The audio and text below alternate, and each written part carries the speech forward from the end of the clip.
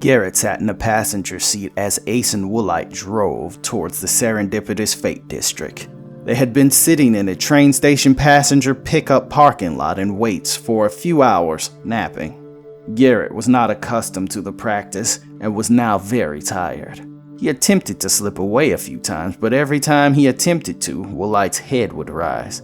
The old man slept like a cat. Garret wasn't sure as of yet if they were his saviors or his captors. On the one hand, it seemed plausible that they rescued him from a plot to rewrite his memory by way of vampire but on the other hand, that could have been These two wandering warriors insisted that they couldn't make contact with his old life or they would reacquire him at any point, which may very well be true, but then again, maybe not. Garret knew these men lived their lives by a different creed because of just how well adjusted they were to living on the edge of utter collapse. They didn't hesitate to fall asleep in a car. They lived like this. As of now, Garret was not quite clear on what they were doing, how they were attempting to get his life back, or if that even was the plan. Woolite just came up with some idea about racetracks and decided that this was where they should start, whatever the that meant. If Garret were following his typical routine at this time about 6 a.m., he'd still be at the gym, and it would have been leg day. Without speaking, Ace and Woolite stopped by a thrift store where they picked up a few clothes for him and a handful for themselves. Garret chuckled when he saw Ace buy a pair of secondhand underwear. He didn't even know you could buy that. He didn't know who would. Now he knew those were set out for the fringe outlaw contingent of people. It wasn't as if Ace and Woolite were explicitly holding him hostage, but by the same note, anytime he attempted to drift away, they reeled him back with veiled threats and prophecies of potential doom that would undo the fabric of his life. By his account, his life was slowly unraveling now the longer he neglected it. He finally got a stray moment to himself when Ace let him change into his new secondhand clothes. He sank into a stall in the corner of the cramped dressing room that seemed more like it could have been a bathroom, then dialed his phone, which he didn't think would have more than a few minutes of charge in it, if any. He called his girl Keyshawn. She picked up immediately. "Where you at? I heard the hospital you were at got shot up and the police couldn't find you. Bring your ass back home, boy," she said with indignation and love all at once. He could see that his phone was on 2% charge, so anything he said on this phone might be all he said. "Look, I don't have much time. My phone is about to die, but you need to get out of the house and go away for a..." Garret was interrupted by the door bursting open. Ace didn't waste any time. He just hit Garret in the face and took the phone from his hand. Garret stood up defiantly. He was bigger than Ace and Woolite, and he knew they had pistols on them, but it wasn't drawn yet. He charged Ace, attempting to knock him down so he could rush past him. The blonde man sidestepped the clumsy lunge and used Garret's own momentum to send him barreling into another stall. Garret stood up after being tossed down. Ace had all the time in the world to draw his pistol, but he didn't.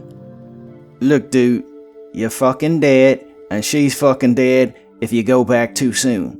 And there isn't any way I can prove it to you. Shooting you defeats the purpose of trying to save your ass," said Ace. "I told you if you want to save, we wash out the threat, not this. He's as good as dead. Probably should have let that talker get to him. Might have been best," said Woolite. "You're not putting this one on me, old man. Better to be free," Ace started to say, but Woolite wasn't listening. He was just checking the door to see who had heard what. It felt as if Woolite didn't have any interest in debating existential vagaries, so Ace would have been talking just to hear his own voice. Ace turned to Garret, knowing that it wasn't any amount of talking that was going to change Woolite's mind. "Look, man, if you want to leave, you leave, but you don't try to call us or find us because you'll be with them, and we will have to kill you when we meet again. Or you can give us a few nights to sort this out. Maybe we can get the ones that are going to come for you," said Ace. "The way you're talking makes me think I don't have any way to get out of this, no matter how much I want to. You seem like you know how to hit and run, "But you don't have any way to fix anything," said Garret. Ace nodded as if that was a fair assessment. "You're right, I've been trying to save people, but I don't fucking know how, man. I can't keep." Ace took a deep breath as if he were dealing with his own crisis of conscience, but he couldn't convey it to Garret in a way that he could make him understand it. "Go, man, go. Maybe you'll get lucky and they won't get you. Maybe we fucked you over," Ace said in a defeated voice. He left the changing room and let Garret decide how to handle it for himself. Garret didn't think twice. He left. He'd just have to give his all, then hope for the best. When Garret got home, it was about 2 in the afternoon. He lived in Ballister Heights in a modest house with his girl Keyshawn. On a typical day, she would have been at work, but today she was still home holding vigil. Garret snuck up to his house as if they may strike at any time. He didn't know what he was looking for, and most likely wouldn't find it if he looked, but he at least attempted to try. A part of him wanted to see just how stupid he looked out there. After he did his cursory inspection, he went right for the front door, even though there was a cop car outside. He knew that he was going to be talking to the cops, and even after all he had been through, he hadn't decided how he was going to explain what happened. A part of him believed Ace and Woolite. How many pieces of proof did he need to have before he could connect the dots? But the side of him that followed logic could not just rationalize monsters. He knocked on the door, not having his keys, only a phone that had died hours ago. Keyshawn answered. She was an ebony goddess that had milk chocolate skin, but cursed like a sailor. He was a muscle-bound white boy that looked like he was the type of man that would invoke his rich white dad to garner privilege. She hopped on Garret and he snatched her from the air. "I thought you were dead," she said with more honest concern than he was used to. "I did too for a minute," he said. Before they could get handsy, 2 men in suits emerged.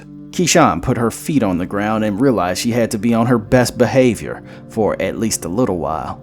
"I'm Detective Wayne Glass, and this is my partner Terrell Moogle," said the white cop. "We have a few questions for you, Mr. Overton," said the white cop Wayne. Of course," said Garret. "We may want to ask you a few questions too, Mrs. Lawrence," said the black cop. "Do you mind getting some water?" asked Wayne Glass. Keyshawn didn't think anything of it, and neither did Garret. They all transitioned over to the couch. When Keyshawn gave Wayne the cup, it was clear. He noticed Wayne casually go into his inside breast pocket and pour something into the water. Garret couldn't tell what it was, but it was red, blood red, but quickly dissipated in the water, making it hard to tell what, if anything, he did to it. Detective Wayne drank the water.